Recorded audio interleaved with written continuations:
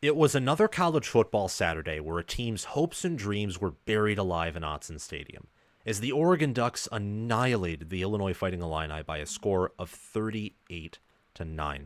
My takeaway from this game, my biggest one at least, because I have several that I want to get to here, is that Oregon is the best team in the Big Ten. They are the best team in college football. They are peaking right now. I don't even think they've reached close to their peak, but they're heading toward that point, and they are improving week over week over week. And the score of this game, by the way, 35-3 at the half. So kudos to Dan Lanning and his staff and Dylan Gabriel and his roster for putting forth the effort, the toughness, the strength, and all that is required to put on a dominant effort against a ranked team. And a scrappy team at that. A team who I think punches above their weight class in Illinois. I thought that Illinois would do more, particularly through the air with Pat Bryant, Zachary Franklin, and Luke Altmaier. But Oregon didn't allow a single passing touchdown. They had 2 interceptions. And Oregon could have scored 100 points. They completely controlled that game. They dominated them. My 45-17 prediction in a lot of ways was correct, but Oregon was even more impressive than I thought. And I want to get into that here in this video and give you my takeaways for each team, my thoughts on this matchup, and talk a little bit about Oregon's future as well, because their remaining schedule does not feature a team like Ohio State or even Penn State or Indiana. Doesn't feature a team in the top 4 Big Ten caliber, which includes Oregon themselves and then Indiana, Penn State, and Ohio State. So maybe there's an upset brewing for the Ducks, but most likely they're going to win out and play one of those 3 teams in Indy that I just mentioned. And then there's the national championship. There's the college football playoff, the road to the title. So there's a lot to discuss here, but before we get into that, if you could please subscribe to the channel, click the notification bell so that you can get notified when we release content on here. Share this video around to others who enjoy college football, because if they do, they'll enjoy this channel. We are the best Big Ten football channel on YouTube, and with your help, we will become the best college football channel on YouTube. Make sure, again, to hit that subscribe button and hit the notification bell, as we'll be doing a giveaway at 20,000 subscribers. Or, well, not or, and, because there's another giveaway waiting for all of you when we have a video that produces 1,000 likes. So please like this video. Maybe this will be the first that hits 1,000 likes on the channel, which would be awesome. If not, though, that's okay. Liking the video still helps out the channel. So you're helping us out. Also, please do comment your thoughts on this matchup down below. Join our Discord server via the link in the description or down below in the pinned comment, where you can talk about Oregon football, Illinois football, football for any of the Big Ten schools, or any college football school. We love talking college football in that Discord server. And if you want to support the channel monetarily, the link to my Patreon page where you can sign up as a paid member, or the link to my merchandise store, which allows you to buy a neat t-shirt like this, or a t-shirt in your Big Ten school theme if you're a fan of a Big Ten school. If not, there's other merchandise that I think you will really appreciate. The link to that and the Patreon page and also the Discord server are down in the description and also down below in the pinned comment. But let's get talking about this game in greater detail, because some games, one I just talked about, for example, in Nebraska versus Ohio State, you can see some statistics that if I gave them to you on their own or maybe in combination with some others would be rather deceiving as to how the game went. For example, Ohio State scored a lot more points per play than Nebraska did, but that was the same thing with Ole Miss versus Kentucky, because, well, Kentucky and Nebraska respectively kept Ole Miss and Ohio State off the field. So they couldn't score all that many points because they didn't have that many plays to work with. Here, that's not the case at all. That's not what happened. Oregon dominated in every facet of the game. They averaged 7.8 yards per play to Illinois' 4.2. They had a .430 points per play margin. They killed Illinois. And the margin of victory, again, could have been much larger. It could have been greater if Oregon didn't call their starters off, if they didn't rotate, if they didn't simplify the playbook. They could have sent a bigger message if they wanted to. They put up 527 total yards to Illinois' 293. They had about a 2-minute, 30-second possession advantage. They were +1 in the turnover battle. 27 first downs to Illinois' 18. The score was 14-3 at the end of the first quarter, and at that point I already knew this game's over. And then it was 35-3 at the half. Oregon was 6 of 11 on third down, 1 of 2 on fourth down. Illinois was 5 of 13 on third down, 0 of 3 on fourth down. And Oregon looked like the scrappier, tougher, more physical, honestly more Big Ten team if you really think about it. You look at these numbers right here, again, just some more of them, not just yards per play or points per play margin. Those are very important, but look at the turnovers and look at the third and fourth down combined conversion percentage. Oregon leads in both. Illinois was not as penalized as Oregon was, but that's easy to say when you only have 2 penalties for 10 yards. Oregon had 3 for 30. So both teams put up a modestly to impressively disciplined effort in terms of penalties. Dylan Gabriel had an awesome game. Jordan James had a great game.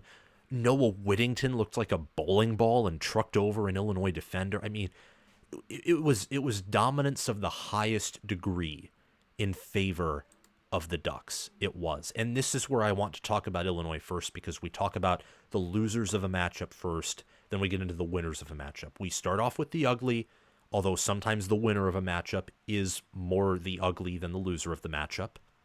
But we start off with the loser, then we get into the winners, just how things roll. We save the best for last on this channel. Anyway, Illinois, I think, is a good team, but they are not elite, and they were never going to be elite. And anyone who thought they were elite was a little bit woo-woo, just is what it is. Maybe a little bit of a screw missing, or maybe they were just deceived, because sometimes we can all get deceived by things.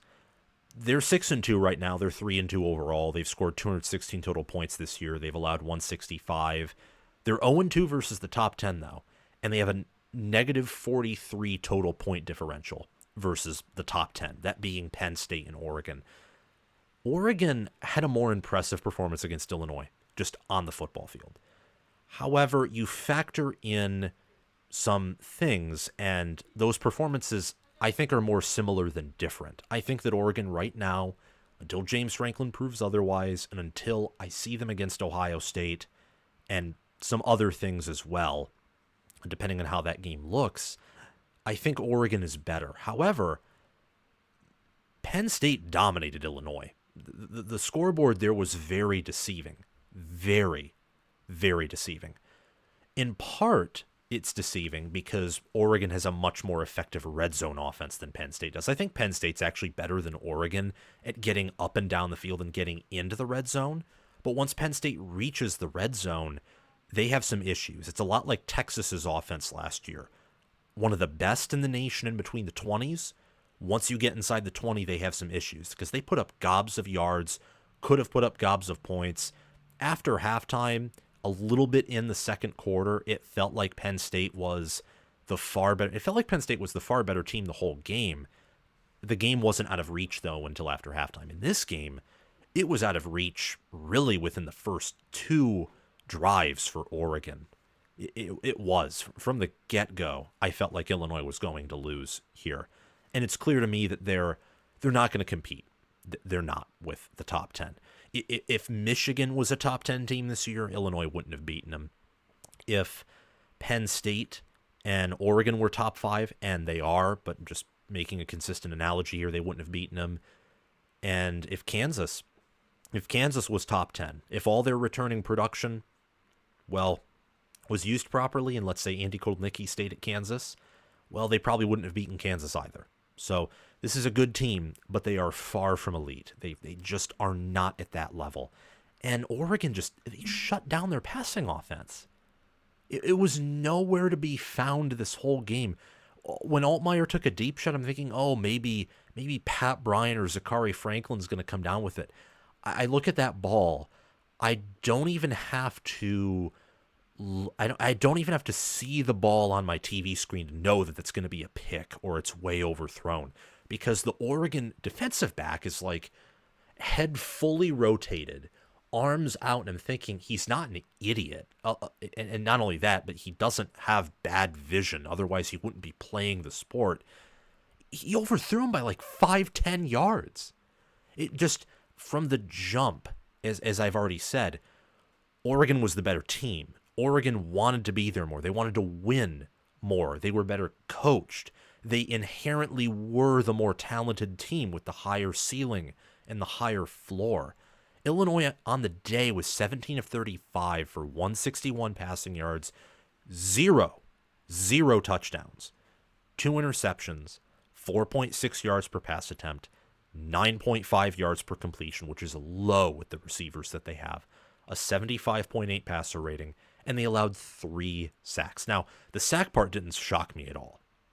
That didn't shock me at all. Illinois' offensive line's been bad all year at allowing Altmaier to be pressured, but Altmaier's performance, that was a little bit surprising to me, and I think it shows how good Oregon's defense actually is. I said earlier this year that I didn't think Oregon would have a much better defense, if a better defense at all, and that maybe it would be statistically even worse than last year's defense because, well, they faced an easy schedule last year, so maybe it was a bit overrated.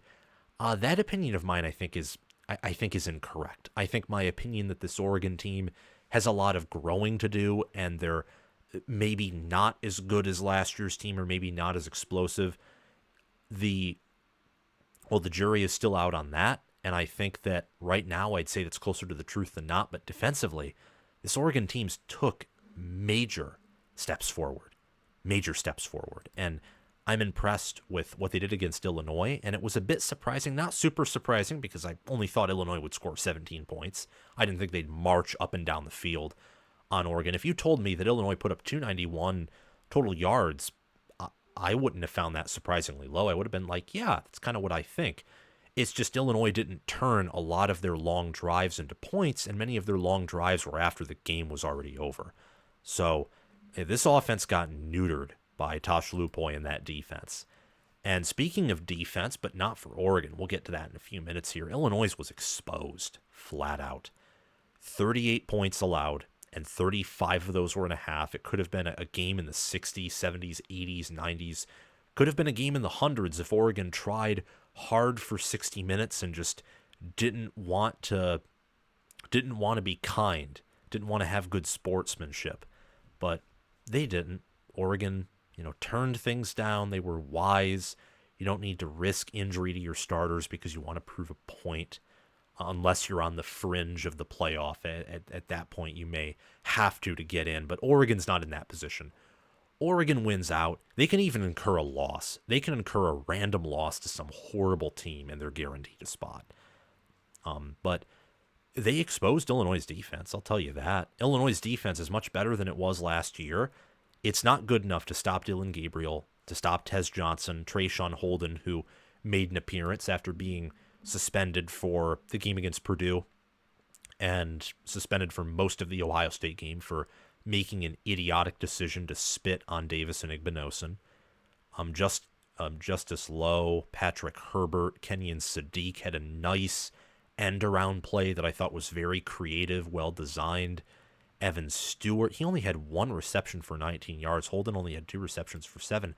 They spread the ball out a lot, and they used their depth at receiver and tight end nicely. Like I was impressed with Oregon and what they did. And then on the ground, well, Jordan James and Noah Whittington and Dejon Riggs and Jaden Lamar, they did a good job.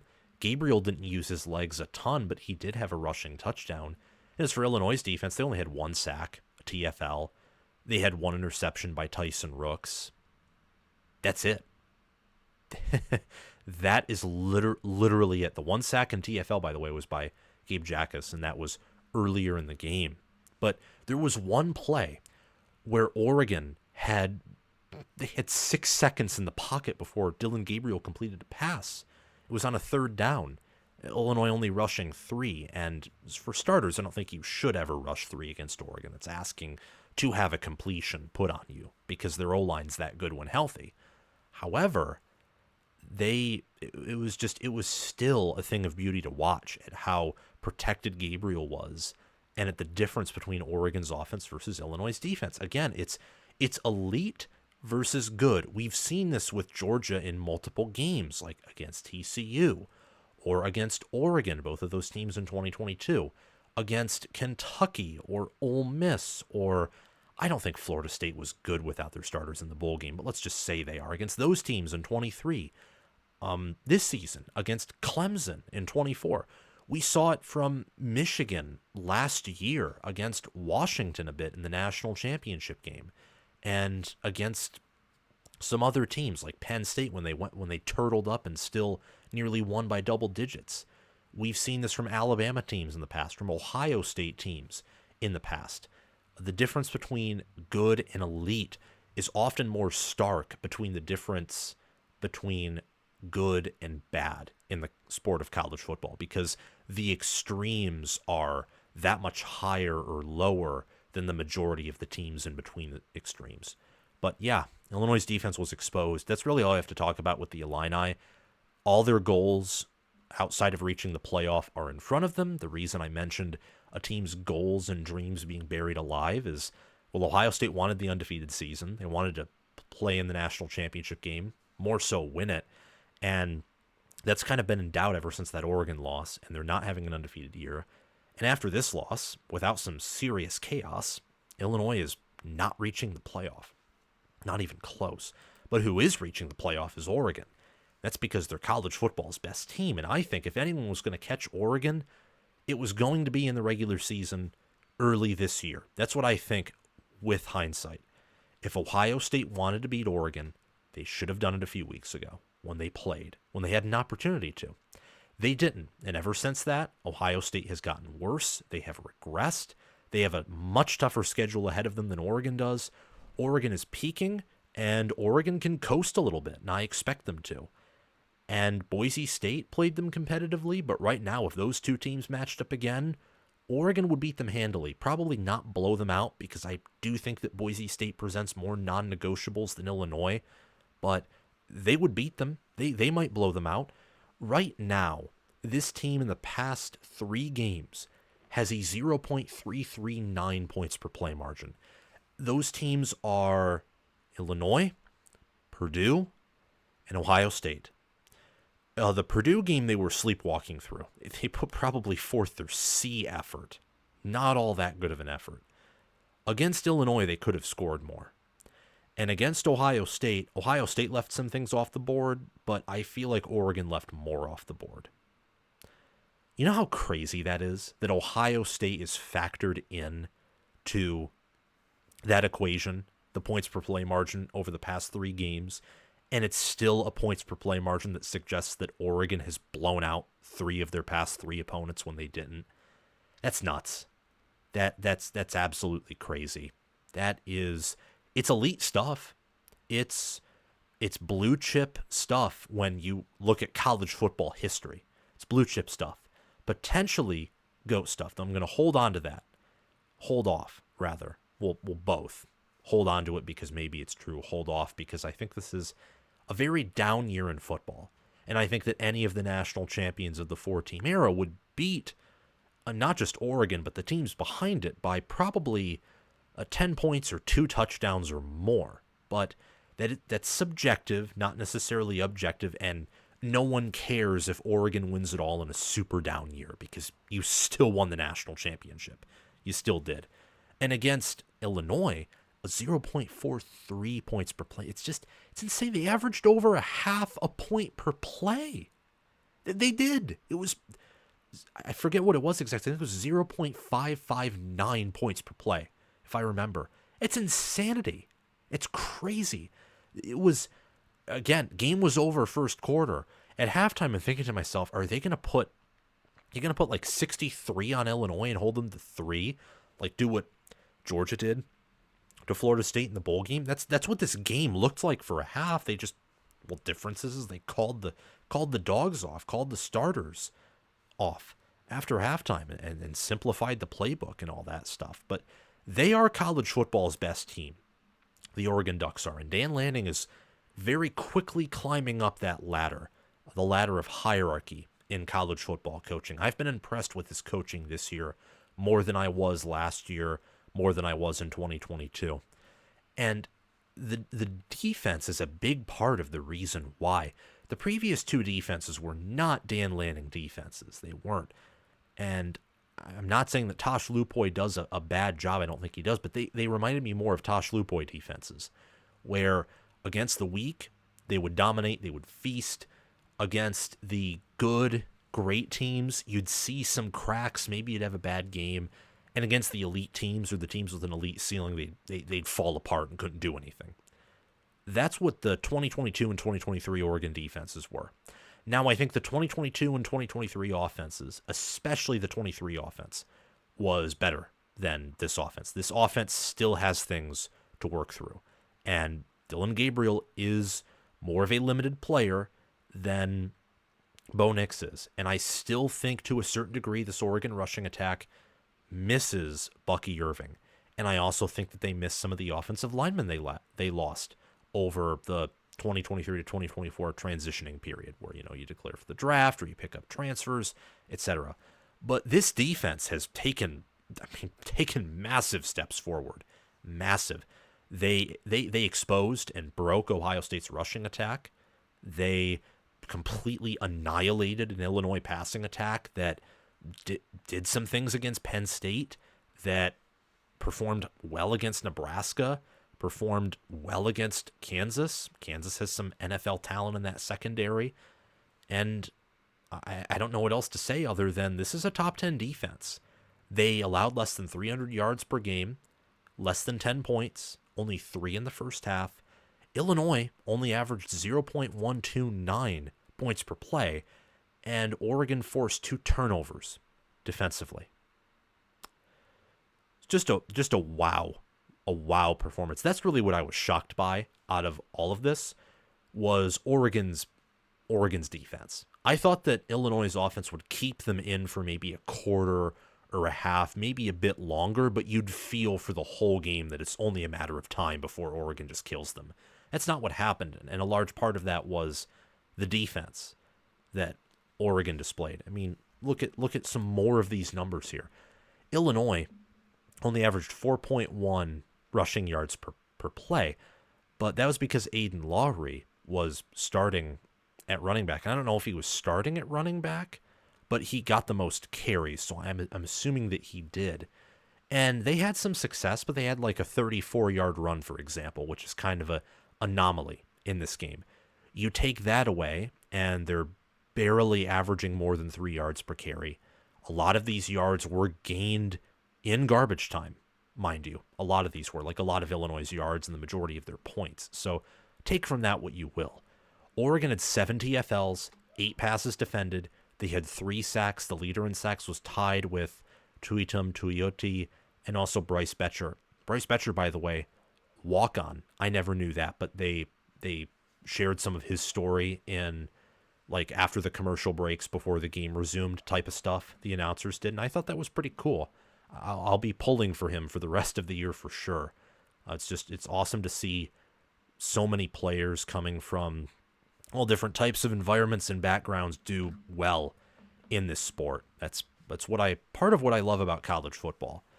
And also just how different these teams are. And what makes Oregon such a different team from the rest of college football is outside of some games early in the season, and we know a lot of that's due to injury, and also the fact they played Ashton Jeanty, who is just a miracle worker at running back. Really outside of that Idaho game, part of the Boise State game in offense, they haven't put together an ugly performance in a while. Like Georgia, they beat Texas, but their offense still looked a little bit ugly.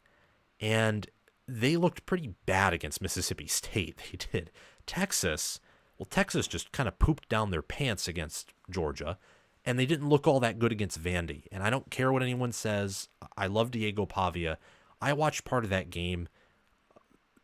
Vandy's not a top 25 team. Like, that was not a good showing by Texas. That does not inspire confidence that they are a true national championship caliber team. But then again, most teams have not inspired such confidence there. Oregon, in large part because of their defense, I think has. Their defense is getting better every game, and their offense is too. And part of that culmination, where it became really obvious that was happening, was the Ohio State game, where they limited Ohio State's rushing attack. They did enough in the passing game, whether it was pressure or coverage, to force some I guess, extra changes of the guard, extra punts, and their offense lit up an Ohio State defense that I thought was clearly the best in the country, or at least close to being the best in the country. So I'm happy. I'm happy for Oregon. I think that they're doing very well, and the defense is a big part of that. And that's kudos to Dan Lanning and his staff, because the defense was an issue for the previous 2 seasons. So I'm going to end the video off on this question before we get to our game MVP briefly. Does the Big Ten run through Eugene now? I know that Michigan's won the previous 3 Big Ten championships, but Michigan's season, barring them winning out and some insane things happening, is nearly over. Barring any of what I just said, they're not reaching the playoff, and they probably won't even make the playoff if they somehow won out and went 9-3, because there are so many teams, and I said this in the preseason, the schedules are so unbalanced that if things fall into place, you will have a ton of teams that are undefeated or 11-1 because the schedules are that unbalanced. And you're seeing that. You're seeing that potentially happening in the ACC with the Big 12, with BYU and Iowa State being undefeated and actually favored to go 11-1 or 12-0, entering their supposed championship game matchup. And in the Big Ten, you're seeing it with Indiana, Oregon, Penn State, and even Ohio State. They only have 1 loss. They could win out.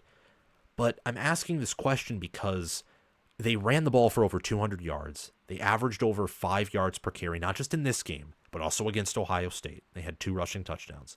They only allowed 1 sack from Illinois, 0 from Ohio State. They blew out Purdue's defense when they were trying. They're playing Big Ten football. They're playing SEC Big Ten football hybrid. And I think that they have one of the better staffs in the country. And add on top of that their roster and the talent and experience they have. I said in the preseason they were Big Ten ready. I just didn't think that they'd be the Big Ten's best, but I think it's evident that they are. And they're not just poised to be the Big Ten's best team this season. Long term, I think there's a very good chance they're poised to be the Big Ten's best program, which is a whole different conversation. But let me know what you think about that in the comment section below. I think the question needs to be asked, and on both of those fronts, I'd lean toward yes right now. My MVP for the game, I think, has to be Dillon Gabriel. 18 of 26, 291 passing yards, 4 attempts, 5 rushing yards, 4 total touchdowns. Just an absolute gamer. That's who Dillon Gabriel is. He's going to be a college football Hall of Famer one day. Is he going to be an NFL quarterback in the long run? I don't know. From what we've seen, probably not, but he's getting good NIL money. This is the nice thing about the NIL era, is quarterbacks like Dillon Gabriel can actually make, well, a lot of money, despite not being a first-round talent in the NFL. And you know what Dillon Gabriel does that I love? He makes good decisions, he's accurate, he's careful, and he surprises you. I think teams underestimate Dillon Gabriel for a lot of unjustified reasons, and it comes to bite them in the butt. So he's one of the best quarterbacks in the Big Ten. He could be the best quarterback in the Big Ten. He's up there with Will Howard, who he faced a few weeks ago, with Curtis Rourke, with Drew Aller. Certainly better than Luke Altmaier in QBR, and also watching film will tell you that. It's awesome watching him play football. So he's my MVP because of what he did against Illinois. He just terrorized their defense, and Illinois has some ball-hawking defensive backs that didn't do anything to Dillon Gabriel. So it was just a very impressive performance. Thank you all so much for watching this video. Remember to like, subscribe, hit the notification bell, and comment your thoughts down below. Thanks to Crash2488, Brasco Rascal, and Conlil OH for being Heisman members. Thanks to Chris Lane, Ismar, Tyler Nye for being All-American members. And thanks to John Lynn, Roaming Gnome, Matthew Sale, Austin Christmas, Joshua Jorgensen, Will Loftus for being all-conference members. Have a great day, everyone. Please check out my merchandise store, Patreon page, and Discord server via the link in the description or down below in the pinned comment. And have a great day, everyone. Go Fighting Illini, and go Ducks.